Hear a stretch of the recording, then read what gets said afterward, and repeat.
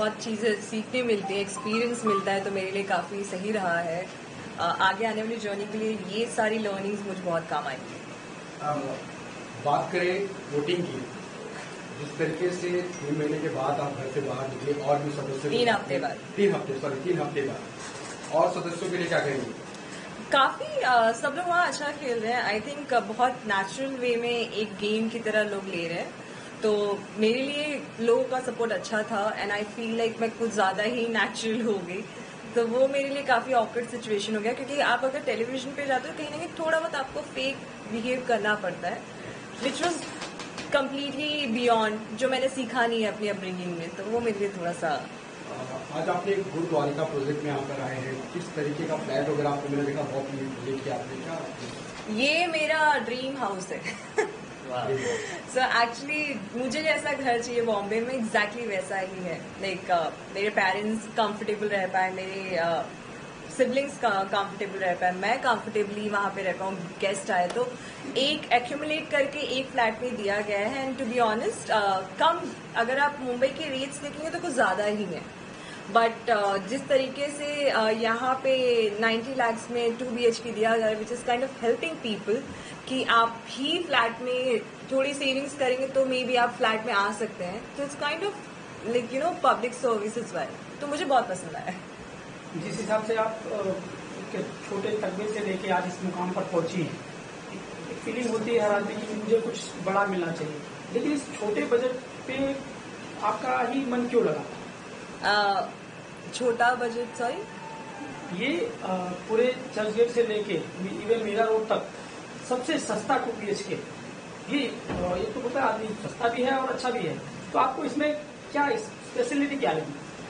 Specifically अगर आप यही फ्लैट जाएंगे कांदिवली, मलाड और अंधेरी साइड में देखने, तो आपको 2-3 करोड़ या उससे ज्यादा में ही मिलेगा, उससे कम में तो नहीं मिलेगा बेसिकली। तो Mira Road it's near by highway, बहुत कन्वीनियंट है लोगों के लिए ट्रैवलिंग करना। इट्स नॉट इवन कि विरार साइड में है जहाँ पे बहुत मुश्किल होगा, तो ये मुझे लगा कि ट्रैवलिंग बेसिस पे भी बहुत इजी है। एंड ये एक पता है एक वाइब होती है कि आप वो जगह पे जाओ तो जहाँ पे आपको सेफ फील होना चाहिए, कंफर्टेबल फील होना चाहिए, फैमिली जैसा एनवायरनमेंट होना चाहिए, तो मुझे काफी पसंद आया। माने आपके फैन और फॉलोअर के लिए क्या कहेंगे? जितने लोगों ने भी मुझे सपोर्ट किया, थैंक यू सो मच, बहुत बहुत धन्यवाद। बहुत प्यार मिला मुझे।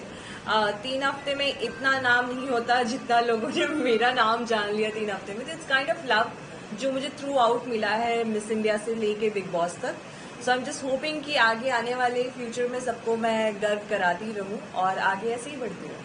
मैंने जी एक सवाल है कि बिग बॉस के घर के अंदर आपका नाता विवादों से काफी रहा, घर के बाहर आने के बाद विवाद आपका पूछा, क्या कहना चाहिए? विवाद तो आते रहेंगे, वो कंट्रोवर्सी शो है।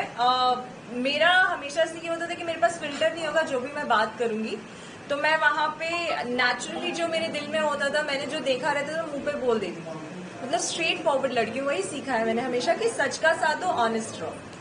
तो जब आप ऑनेस्ट रहते हो तो रास्ता हमेशा मुश्किल ही होता है। और मैं बाहर आने के बाद भी बहुत लोगों ने मुझे पूछा कि ये क्यों हुआ, ऐसा क्यों हुआ, तो मेरा हमेशा से ये रहता था कि मेरे लिए जो सच का रास्ता था वो पछतावा नहीं था। मैंने जो भी बोला मैं हमेशा से उस पर कॉन्फिडेंट थी कि मैं क्या देख रही हूँ, क्या बोल रही हूँ, तो मुझे वो विवादों से डर नहीं लगा। तो टॉप 3 में आप किसे देख रही माने? फिलहाल तो मैं गेस नहीं कर सकती, बट जितने लोगों के साथ मैं क्लोज थी, साजिद खान जी और अब्दू, ये बहुत स्ट्रॉन्ग कंटेंडर है, बिकॉज उनको ना झगड़े करने की जरूरत नहीं है, लेकिन वो मास्टरमाइंड भी है गेम के, तो कहीं ना कहीं वो काफी अच्छा कर रहे हैं। इस प्रोजेक्ट को लेकर दर्शकों के लिए क्या कहेंगे? आपके दर्शकों के लिए इस प्रोजेक्ट को लेकर क्या कहेंगे? कौन से प्रोजेक्ट की बात कर रहे हैं, बिग बॉस वाले? ये गुरुद्वारा। एक्चुअली अगर आपको अपने सपनों का घर चाहिए तो आप ये डेफिनेटली चेकआउट कर सकते हैं, यहाँ पे आइए। बिकॉज आई जेन्युइनली जब मैं बॉम्बे में आई थी तो मैंने किसी के घर में एंटर किया था और ऐसे ही घर उनका था, तो मैंने सोचा था मेरा भी घर ऐसे ही होगा। तो अगर मुझे पसंद आया, तो आप सबको पता है कि मेरी चॉइसेस कितनी सिलेक्टिव होती है, तो अगर मुझे पसंद आया तो शायद आपको भी बहुत पसंद आएगा। माने जी आलोक जी के लिए क्या कहेंगे, और खासकर प्रवीण भाई जिस तरीके से वोटिंग करने के लिए लगातार लोगों को प्रमोट करते हैं, क्या कहेंगे? प्रवीण अंकल हमेशा से ही बहुत प्यार दिखाया उन्होंने कभी। जब मैं मिस इंडिया बनी थी तब से उन्होंने मेरी हेल्प की है। लाइक कोविड टाइम में मेरे पापा पॉजिटिव थे, पूरे घर के लोग पॉजिटिव थे। उस टाइम पे उन्होंने उस सिचुएशन में बहुत ज्यादा हेल्प की मेरी। सो आई ऑलवेज बी ग्रेटफुल कि उन्होंने जितना भी मेरे लिए किया है। एंड स्पेसिफिकली इनकी जो असाइनमेंट्स है द्वारका प्रोजेक्ट को लेके, I am really really honoured कि बहुत अच्छा कर रहे हैं। तो I wish them a luck. कलाकारा आपके बीच में बैठी हुई है, आपकी साइड को विजिट किया, क्या कहेंगे किस तरीके से? सबसे पहले तो मैं थैंक्स बोलना चाहता हूँ मान्या जी को, और मैं इनको अप्रिशिएट भी करता हूँ कि इनका भी जीवन पूरा संघर्षों से भरा रहा, और जिस परिवार से ये उठकर मिस इंडिया की स्टेज पर गई हैं, मतलब नेशनल लेवल पर जाना, मतलब ये it's not a easy job. और उसके बाद फिर इन्होंने बिग बॉस, मतलब जो मेरा हमेशा से फेवरेट शो रहा है, लाइफ में कभी मौका मिला तो मैं भी जाने की कोशिश करूंगा, वहां पर ये गई। इनका जो संघर्ष है, और कहीं न कहीं हमारा जो संघर्ष है, हम लोग भी मतलब एक मिडिल क्लास फैमिली से उठकर यहाँ पर आए हैं। तो मैं मान्या जी को यहाँ पर इसीलिए बुलाना चाहता था कि लोग इनसे प्रेरणा लें कि एक बहुत मामूली से परिवार के अंदर रहकर अगर कोई मिस इंडिया बनने का सपना देख सकता है तो वो कॉन्फिडेंस कितना बड़ा होगा, वो मान्या जी से सीखने की जरूरत है। वो कॉन्फिडेंस मैं भी इनसे लेना चाहूंगा कि इतना बड़ा कॉन्फिडेंस आपको कैसे आया। आप जिस परिस्थिति से, आप जहाँ रह रही थी, जिस परिस्थिति में रह रही थी, जैसे आपके फादर थे, वहाँ पर कोई भी मतलब एक बच्ची जो है वो ये सपना तो नहीं देख सकती है, लेकिन आपने देखा, उसको पूरा भी किया। और ये जो जर्नी आपकी रही, वो जर्नी एक्चुअली प्रेरणा देने लायक जर्नी है। आप हमारे यहाँ पर आई, हमारे प्रोजेक्ट को अप्रिशिएट किया, हम लोग इसके लिए ढेर सारा मतलब शुभकामनाएं भी आपको देते हैं। और बिग बॉस को मैं फ्रॉम फर्स्ट डे से देख रहा था और फॉलो कर रहा था, और इन्होंने मतलब जो बोला कि एक्चुअली ये सच्चा गेम खेल रही थी, जो है इन्होंने कुछ छुपाया नहीं। लोग क्या कर रहे हैं कि अभी अभी मतलब कि वो ओपन होना शुरू हुए हैं, और ये फ्रॉम फर्स्ट डे से ओपन हो गई। शायद मुझे लगता है कि ये डिसएडवांटेज है इनके लिए, लेकिन मैं ऐसा चाहूंगा कि वाइल्ड कार्ड एंट्री जो है ना इनकी होनी चाहिए। अभी भी मैं होपफुल हूँ कि मतलब वाइल्ड कार्ड एंट्री में मैं इनको देखना चाहूंगा। अब्दू मेरे हिसाब से मतलब विनर बनना चाहिए। मतलब वो जो लड़का है, मतलब जिस ढंग से खेल रहा है, उसका जो किसी के साथ में कोई कंट्रोवर्सी नहीं होती है। इन्होंने फ्रॉम फर्स्ट डे से ही कंट्रोवर्सी शुरू कर दी, शायद वो निगेटिव रहा। और अगर वाइल्ड कार्ड एंट्री इनको मिलती है तो इनके भी विनर होने का जो चांसेस है वो बहुत हाई होगा। और चूंकि बाहर आई हैं तो इनके फैन फॉलोअर्स जो है, मतलब वो मुझे लगता है कि नॉर्थ इंडिया से होने के बावजूद ये एलिमिनेट हुई, ये शर्मनाक बात है कि इतनी बड़ी पॉपुलेशन और वहां से इनको वोटिंग नहीं हुई, ये गलत बात है। मैं तो सोचता हूँ कि जो भी व्यक्ति हमारे समाज से संघर्ष करके ऊपर आता है, हम सब लोगों को मिलकर मतलब उसको अप्रिशिएट करना चाहिए, और वो जिस स्टेज पर हो वहां पर उसकी मदद करनी चाहिए, उसको आगे बढ़ाने की। क्योंकि ऐसे जो लोग होते हैं ना, वो एकाध होते हैं, मतलब लाखों करोड़ों में एक होते हैं। तो अगर आपके लाखों करोड़ों में एक अगर आपके समाज में कोई मिलता है तो पूरे समाज को मिलकर उसको आगे बढ़ाना चाहिए। यही मैं समाज से निवेदन करूंगा। बाकी तो आपने मेरे प्रोजेक्ट को सराहा, और मैं चाहता हूं कि मतलब आप भी यहाँ पर फ्लैट खरीदें, और मेरे सेल्स के लोग से अगर मिलोगी तो मुझे लगता है कि आप बुक कर दो। और ये हमारे पार्टनर विजय त्रिपाठी जी थोड़ा लेट हो गया था, कहीं गए हुए थे जो है, और ये भी मतलब कि आपके बहुत ही फैन हैं, ये भी बिग बॉस के फॉलोअर हैं। हम लोग कभी कभी आपस में चर्चा भी करते हैं, और ये अपने बिजी शेड्यूल से निकाल कर मतलब आपको मिलने के लिए आए। और आगे की जो आपकी जर्नी हो उसके लिए मैं आपको ढेर सारी शुभकामना देना चाहता हूँ। आप अच्छी मूवीज करें, अच्छा टेलीविजन शो करें, इसके बाद आप शायद लगता है कोई और शो में जाएंगे, तो उस शो में मतलब कि अगर हम लोग जितने लोग हैं, मैं सबसे निवेदन अभी से करता हूँ कि बिग बॉस के बाद दूसरा जो शो आता है वो खतरों के खिलाड़ी, तो आई थिंक मतलब कि ये ज्वाइन करेंगी, और हम सब लोग पूरी मेहनत करेंगे कि वहां से आप एलिमिनेट जल्दी नहीं होना। ओके, तो एक बार इनके लिए जो है जिस तरह से मान्या जी का सफर रहा बिग बॉस में, आप भी उनकी बड़ी फैन लगती हैं, हमेशा आप देखती रहती है और काफी चर्चा होती रहती है, तो इनके बारे में थोड़े आप बताएंगे क्या आपको खूबी लगी और क्या कमी लगी जिसकी वजह से ये बाहर? नहीं, मुझे ऐसा लगता है कि मान्या जी जैसे औरतों की हमारे समाज में बहुत जरूरत है। और जो हमारी बच्चियां हैं, स्पेशली नॉर्थ इंडियंस, जो जिनको घर में बहुत दबाव, बहुत रेस्ट्रिक्शन रहता है, तो उनको इनसे सीखना चाहिए कि इनके पिताजी ऑटो ड्राइवर हैं, उसके बाद भी इन्होंने उस छोटे से घर में, उस छोटे से गरीब परिवार आप बोल सकते हैं, वहां रह के अगर इन्होंने मिस इंडिया का वो खिताब लिया है, तो उससे बड़ा मतलब खिताब कोई हो नहीं सकता, और उससे स्ट्रांग वुमेन दूसरी कोई हो नहीं सकती है। तो मुझे ऐसा लगता है कि इनके जैसी जो औरतों को, इनको जो एडमायर करती हैं, उनको सिखाना चाहिए, इनसे सीख लेनी चाहिए कि किस तरह से हमको वो बेड़ियां तोड़ के हमको बाहर निकलना है। और मैं भी ऐसी ही औरतों से सीख लेके कुछ न कुछ सोचती हूँ, कुछ समाज के लिए, कुछ उस तरह की औरतों के लिए, बच्चियों के लिए मैं कुछ कर सकूँ समाज के लिए, बस।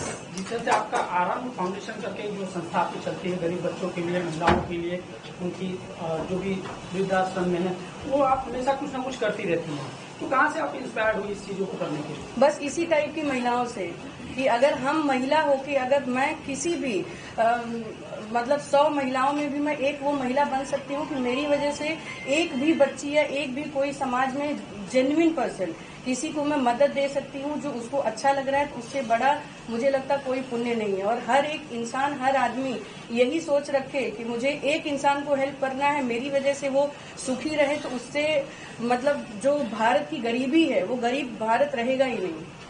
अब मैं इस प्रोजेक्ट के बारे में बात करूंगा जो गुरुद्वारका जहाँ आप आई है।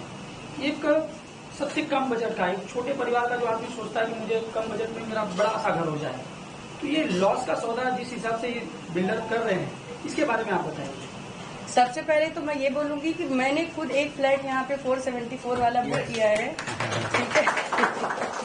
और वो सिर्फ मैं अपने जो मेरी कमाई है मैं उससे दूंगी, क्योंकि भैया और मेरे जो हस्बैंड हैं वो बोलते तुमको अपने ही प्रोजेक्ट में घर क्यों लेना था। बट मुझे लगता है कि मेरी कमाई से जो मेरा घर होगा, वो जो कॉन्फिडेंस मुझे देगा बीइंग अ फीमेल, मैं वो किसी की वाइफ या बहन बन के मैं वो कॉन्फिडेंस नहीं ले सकती। बस इसीलिए मैंने वो किया है। प्रमोटर, जिस हिसाब से गुरुद्वारा प्रोजेक्ट आपने लॉन्च किया है, यहाँ पे हर बिल्डर इससे नाखुश है कि इतने कम बजट में आप लोगों को ये प्रोवाइड कर रहे हो, तो कहीं न कहीं ये अगर हर बिल्डर इससे सोच रहा है कि ये घाटे का सौदा है, तो ये घाटे का सौदा आप क्यों कर रहे हो? देखिए, हमारे जो भी प्रमोटर्स हैं, चाहे मैं हूँ, हमारे भाई साहब हैं या विजय जी हैं, हम सब लोग एक सोशल बैकग्राउंड से आते हैं और हम लोग मिडिल क्लास फैमिली से आते हैं। तो हम ये जो डेवलपर जो बिल्डिंग हम बना रहे हैं, वो हम सब इसलिए नहीं बना रहे हैं कि हमको बिजनेस करना है या हमको पैसा कमाना है। हमको कुछ इसमें 20% 30% समाज सेवा भी करनी है, सोशल हमारा जो जिम्मेदारी है उसको भी हमको निभाना है। और चूंकि ये ऐसा जो प्लानिंग जो हुई थी, जो 474 जो फ्लैट मैंने 90 लाख में लाया है, उसकी जिन्होंने प्लानिंग की, उसमें जो हमारे इंजीनियर हैं ऋषिकेश, विजय ने मतलब कि जो उसके प्लानिंग में मतलब अपना योगदान दिया, वो उसकी वजह से संभव हो पाया। और अगर कोई चीज संभव हो सकती है तो हम जो AVA लाइफस्पेस है वो सतत प्रयास करता रहेगा कि अगर हम किसी भी ढंग से समाज को मतलब उसके बजट के हिसाब से घर या हम कोई और भी चीज अगर करेंगे और हम समाज को कुछ हेल्प हमारी तरफ से हो सकेगा तो हम जरूर करेंगे। इसमें सिर्फ यही था कि वो फ्लैट जो था वो हम उसको 1 BHK भी बेच सकते थे, लेकिन हमने कोविड के टाइम पर जो लोगों की आवश्यकताएं देखी कि हमारे पास क्लाइंट, मैं चूंकि क्लाइंट को सामने अटेंड करता हूं, इसलिए मुझे उनका एक्सपीरियंस समझ में आता है कि हर क्लाइंट आज की डेट में 2 BHK फ्लैट लेना चाहता है। आज हमारे पास जब 2 BHK फ्लैट का प्लानिंग हमने किया था और 1 BHK का, तो मुझे लग रहा था कि 1 BHK फ्लैट बिक जाएंगे, 2 BHK रह जाएंगे, लेकिन उल्टा हुआ कि 2 BHK के फ्लैट ज्यादा बिके, क्योंकि लोगों को अब थोड़ी बहुत जो है जगह की ज्यादा आवश्यकता है, क्योंकि वर्क फ्रॉम होम या स्टडी रूम या पेरेंट्स जो अभी कंबाइंड फैमिली रहती है, तो हमने देखा कि यार अगर आवश्यकता 2 BHK की है तो क्यों नहीं मतलब हम लोग कम बजट में लोगों को 2 BHK प्रोवाइड करें। और जैसे ही हमने वो प्लानिंग लोगों के सामने लाई, तो जो सबसे हाईएस्ट फ्लैट की जो बुकिंग हुई है वो मेरी 474 90 लाख की हुई है और लोग बहुत हैप्पी है। तो हम ये चाहते हैं कि हम आगे भी जो है इसी तरह से कुछ नया नया कस्टमाइज प्लान लेकर आएंगे। जैसे बैंक में मतलब कस्टमर के हिसाब से लोन की प्लानिंग होती है, वैसे हमने भी अब हमारे जो भी प्रोजेक्ट आएंगे उस पर हम लोग रात दिन, हमारे जो एक पार्टनर है वो सिर्फ प्लानिंग पर ही मेहनत करते हैं। ये संभव इसलिए हो पाया कि एक आदमी हम सब सारा काम एक आदमी नहीं करता है। हम कुछ यहाँ की जिम्मेदारी निभाते हैं, हमारे भाई साहब कुछ अलग जिम्मेदारी निभाते हैं, विजय जी अलग जिम्मेदारी निभाते हैं, जिसकी वजह से ये संभव हो पाया। क्योंकि एक आदमी अगर 24 घंटा प्लानिंग में बैठा है तो 101% वो बेस्ट लेके आएगा। तो मैं विजय के लिए मतलब क्लैप करना चाहता हूँ कि मतलब उन्होंने वो प्लानिंग लाई और हमने उसको एग्जीक्यूट किया और लोगों को पसंद आया। हम आगे भी मतलब और 90 लाख नहीं, मैं आगे 70 लाख में 2 BHK लेकर आऊंगा, ये आज आपको बोल रहा हूँ। अचानक आपको इतने कम बजट में फ्लैट बनाने का कहाँ से ये आइडिया है? जैसे कि आलोक जी ने बताया, एक्चुअली कोविड में लास्ट 2 साल में ये महामारी में हमने बहुत कुछ देखा। एवरी सब लोग हर परिवार में, मुझे ऐसा लगता नहीं कोई परिवार इससे अछूता रह गया। तो इस कोविड के पीरियड में हमने क्या देखा, हर लोगों को एक सेल्फ कंटेन्ड अपना खुद का बेडरूम जो आवश्यकता थी एज पर नॉर्म्स वो चाहिए था। तो हमने उसी तर्ज पे हमने सोचा ये 474 का जो एरिया है, जो 1 BHK भी बेचा जा सकता है, या हमने उसको पहले इनिशियली प्लान किया था 474 एज अ 1 BHK, बट हमने उसको रीडिजाइन करके हमने बोला कि ये लोगों की अगर एक स्मॉल फैमिली जो बोले कपल फैमिली जिसके 2 छोटे बच्चे हो या फिर स्कूल गोइंग बच्चे हो, उनको पढ़ने के लिए स्पेस चाहिए, तो अगर माँ बाप बेडरूम में रहेंगे वो हॉल में रहेंगे, और अगर किसी की माता पिता हो तो वो हॉल में रहेंगे, तो बच्चे क्या करेंगे। तो इसलिए हमने एक सेल्फ कंटेन्ड बेडरूम टाइप बनाया जो बच्चों के पढ़ाई के लिए अच्छा हो। तो ये एक यंग कपल के लिए हमने सोचा और वो लकीली बहुत अच्छा हिट रहा।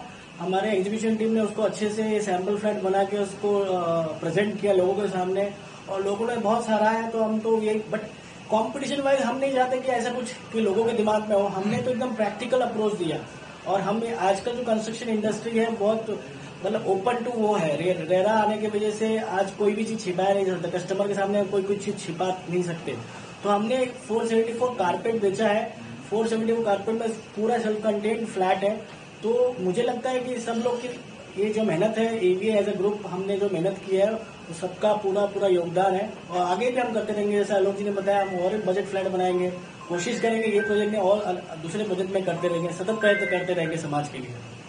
त्रिपाठी जी किस तरह की शुभकामनाएं देंगे मान्या जी को? मान्या जी को बहुत बहुत शुभकामनाएं। जब रनर बनी थी तो हमने कोशिश किया था और शायद मैं पहुंच नहीं पाया था। कृपा शंकर सिंह जी इनके घर पे गए थे, उनको धन्यवाद, इनके पिताजी को हमने इनको वेल विशेस दिए थे। तो हम उस टाइम खुद मैं उस दिन से मिलना चाहता था इनको। मैं बहुत इनको वेल विशिंग करते हैं फ्रॉम डे 1, क्योंकि हमारे बगल में ही रहते हैं। और मैं तो 91 से ठाकुर कॉम्प्लेक्स ठाकुर विलेज में रहता हूँ, तो मैं तो जानता हूँ किस स्थिति में लोग वहाँ रहते हैं। तो वी आर इंस्पायर्ड फ्रेंडली। तो हम चाहते थे ऐसे लोगों को हम इंस्पायर जिससे होते हैं उनको और आगे समाज में प्रमोट करें, जिस भी तरह हम प्रमोट कर सके। तो बहुत बहुत वेल विशेस टू। ये बताइए, आप डे 1 से मान्या जी के लिए वोट के लिए दिन ब दिन हर दिन मुझे 50 मैसेज आते थे कि मान्या जी को वोट कीजिए। ये लगन आपका मान्या जी के प्रति कब से आया? ऐसा है, इनके जो फादर है, जो उनकी मदर है, उनसे मेरा बहुत मतलब अटैचमेंट है। उनके फादर को कोविड हुआ था, तभी से मैं ये लोगों से मेरा कांटेक्ट में है। लेकिन इतने अच्छे और सीधे व्यक्ति हैं इनके घर के लोग, इसके लिए मेरे को थोड़ा सा बोला कि चलो इनके लिए भी करना चाहिए। फिर मान्या से भी मेरा बातचीत हुआ तो मैं ऐसा सोचा कि जो अपने से कनेक्टेड लोग हैं, जो अपने घर परिवार के लोग हैं, उनका मदद करना चाहिए। तो मान्या पर्सनली यहाँ पे सारे लोगों को, गुरुद्वारा के जितने स्टाफ है सबको पर्सनली थैंक यू बोलने के लिए आई है कि सारे लोगों ने उनको वोटिंग किया है और स्पेशली आगे करते रहेंगे। और जो व्हाइट कार्ड एंट्री हो सकता है और हम लोग वेट कर रहे हैं कि व्हाइट कार्ड एंट्री हो, ताकि फिर से हम लोग वापस से काम पे लग जाए। और स्पेशली जो एडवोकेट वेदिका चौबे जी हमारी भाभी है, इनका जो एडवोकेट का लीगल टीम है, वो सारे लोगों ने मेहनत किया है। तो उनको भी मान्या पर्सनली थैंक यू बोलने के लिए यहाँ पे आई है। नमस्कार, धन्यवाद और मान्या जी का हार्दिक स्वागत है। Thank you.